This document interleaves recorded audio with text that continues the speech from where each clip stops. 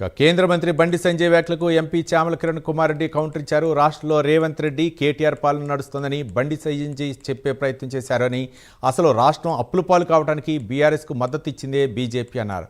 BRS హయాంలో జరిగిన దోపిడీని బండి సంజయ్ కిషన్ ఎందుకు అరికట్టలేదన్నారు.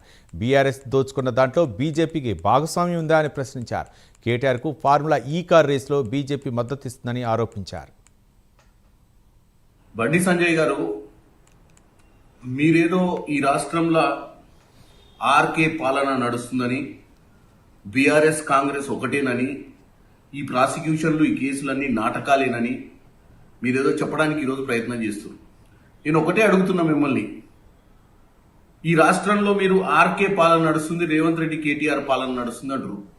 అసలు ఈ రాష్ట్రం 2014లో వచ్చిన తర్వాత మిగులు రాష్ట్రంగా ఉన్నటువంటి ఈ రాష్ట్రాన్ని అప్పుల రాష్ట్రంగా దోచుకొని పోయినటువంటి ఆ రోజున టీఆర్ఎస్ పార్టీకి మద్దతు ఇచ్చింది బీజేపీ.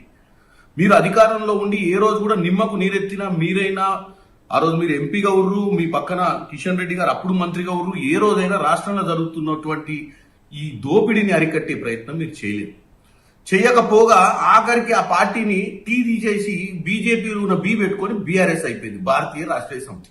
మీరు నడిపిరు 10 సంవత్సరాలు ఈ రాష్ట్రాన్ని దోచుకోనికి 2 పార్టీలు కలిసి సంసారం చేసిన ఈ రాష్ట్రంలో. దోచుకున్నప్పుడు నిమ్మకు నీరెత్తిరెట్టుకురు. మరి మేము అనుకోవాల్సింది ఏంటి? వాళ్ళు దోచుకున్న దాంట్లో మీకు భాగస్వామ్యం ఇచ్చిరనా? ఈ రోజు కూడా ఒకటే చెప్తున్నాం మీకు, ఈ రోజు కేటీఆర్ గారి మీద గవర్నర్ గారు ప్రాసిక్యూషన్ ఇచ్చారు. అది 100 రోజుల తర్వాత ఇచ్చారు గవర్నర్ గారు. కేటీఆర్ కి ఇండైరెక్ట్ గా మద్దతు ఇస్తుంది బీజేపీ.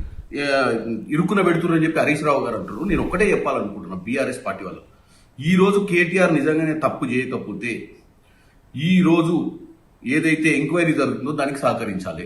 ఫార్ములా ఈ రేస్లో ఏ అవకతవకలు జరగకపోతే కేటీఆర్ కక్ష సాధింపు అనొద్దు, ఏసీబీ దర్యాప్తులో పాల్గొని వాస్తవాలని తెలియాలి. బండి సంజయ్ గారు